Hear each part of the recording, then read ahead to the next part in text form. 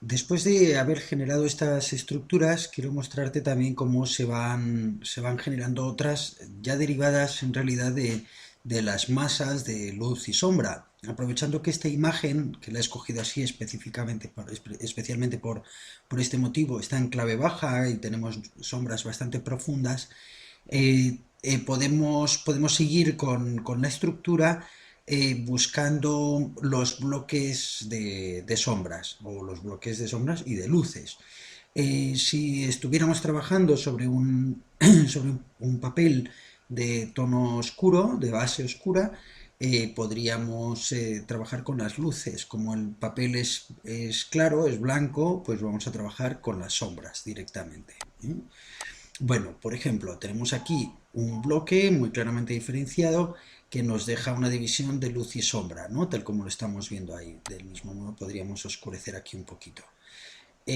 Podemos continuar por esta parte. Verás que esas luces y sombras se van acomodando a la estructura previa, a la que ya teníamos trazada.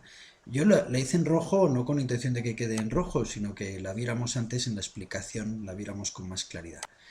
Si voy ahora buscando esas zonas de luz y sombra generales, con muy poquito trabajo vamos a tener una primera, por lo menos una primera impresión, unos primeros bloques que van a ayudar a entender la imagen en un plazo realmente muy breve. Vamos a tener enseguida ya algo trazado todo esto. Una de las ventajas de trabajar así, aparte de la rapidez, es que el aspecto del dibujo es siempre muy fluido, tiene un aspecto, pues, ¿cómo diría? Pues que resulta muy agradable, especialmente por ese motivo, ¿no? Que es un tipo de trabajo muy pictórico, ¿no? Podríamos decir más bien, muy pictórico. Entonces, bueno, vamos a ir manchando. Considerando por otro lado que no hay nada blanco, después podemos dar una pasada general a todo, porque hasta las zonas más claras no son blancas, son en realidad grises. Bueno, como ves, enseguida tenemos una sensación de conjunto bastante coherente con lo que estamos viendo en el modelo. Buscamos, ¿veis? Esta estructurita aquí, este triángulo que nos venía a salir en esa zona de ahí, pues lo vamos oscureciendo. Voy a hacer un poquito más estrecho el pincel, bueno, para ajustar un poco mejor, con más precisión. Pero esto, ¿veis cómo va saliendo toda la estructura, toda la imagen? Vale. Bueno, no pretendo en esto un gran perfeccionismo, pero sí que se entienda bien este planteamiento de las estructuras. Buscamos aquí, por ejemplo, tenemos el pico que va desde ahí hasta ahí, como lo teníamos determinado antes, más o menos, y vemos cuánto espacio y cómo se forma aquí una especie de, como de triángulo, una forma más o menos así.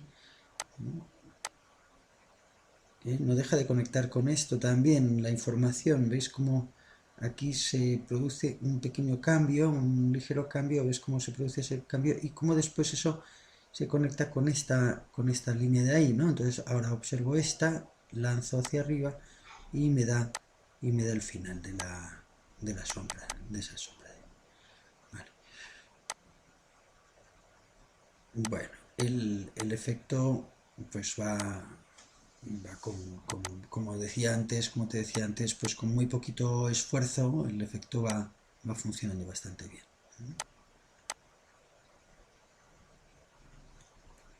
Esto lo podemos hacer igual con carbón, hombre, las tintas son siempre más arriesgadas, ¿no? Pero igual con carbón, con lápices, podemos ir intentando. Bueno, recuerdas que antes ya habíamos determinado esta estructura de esta línea y esta otra que, que generaban aquí un bloque, ¿no?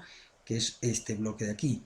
Bueno, si ahora pensamos en cómo dividirlo, verás que con muy poquito esfuerzo nos encontramos primero también con más o menos estas dos formas. Verás que va como adivinándose por aquí en la primera estructura de plumas, que es esta de ahí, y estas dos nuevamente agrupadas. ¿Eh? Yo no intento que se vean todas las plumas desde el principio, ni muchísimo menos, porque de hecho yo me voy a desconsiderar que se tratan de plumas, no me interesa en absoluto ahora mismo. ¿Eh? Lo único que me interesa es que el claroscuro esté funcionando en todo este conjunto.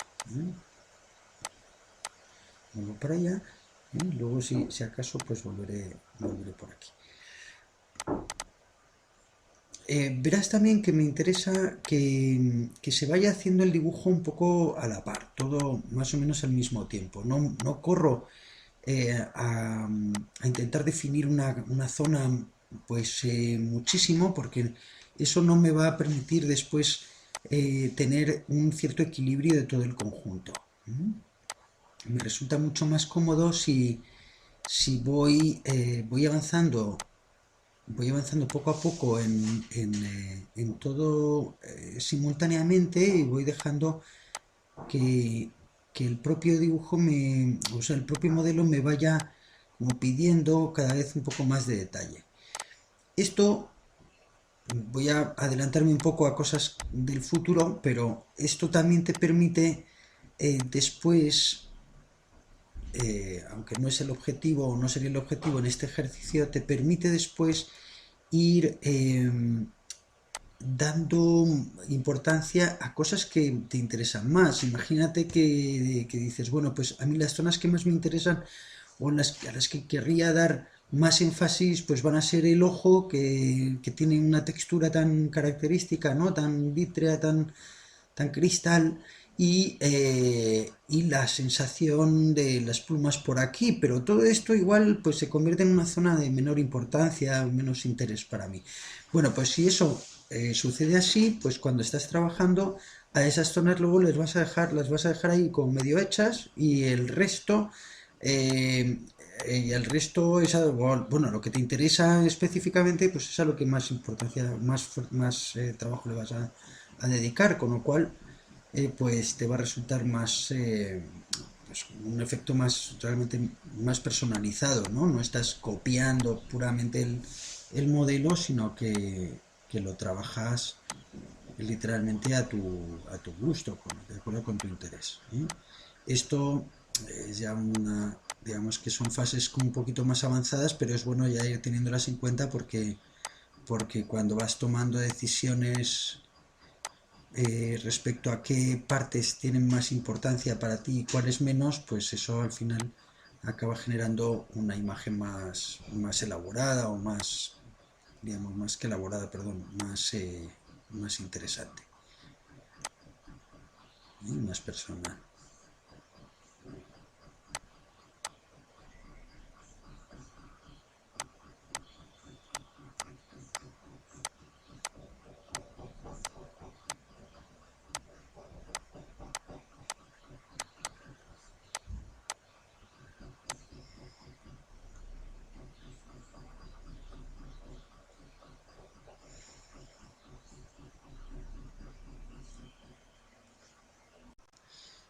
Bueno, por tanto, de esta manera tendríamos ya bastante planteado toda la estructura. Primero la estructura interna que te decía como más o menos invisible al principio, que nos ha servido para ir colocando cosas. Y luego la estructura de sombras. ¿Eh? En un modelo como este, porque también hay que ajustarlo dependiendo del tipo de modelo, pues vamos a seguir una estrategia u otra, ¿no? Pero con un modelo como este, pues resulta bastante sencillo observarlo de esta manera. ¿Eh? Iríamos trabajando todavía sin preocuparnos en absoluto de las texturas finales ni nada así, sino simplemente iríamos ajustando todo lo posible la, las luces y las sombras. ¿Eh? Verás que hay una sensación ya de conjunto que cumple bastante con el modelo. ¿Eh? Entonces, lo único que necesitaremos es ir añadiendo cada vez más información. Grandes ventajas en este sistema, ¿eh? Este procedimiento de dibujo te permite, como te decía antes, encajar muy rápido, hacer un tipo obtener un resultado como muy plástico, muy suelto, porque precisamente lo que no hacemos es casarnos con formas muy definitivas en ningún momento, y te permite hacer evolucionar de manera muy controlada también el modelo, de forma que, o el dibujo, perdón, de manera que perdón, de manera que el proceso es muy paulatino, va apareciendo, va emergiendo la imagen según vamos avanzando.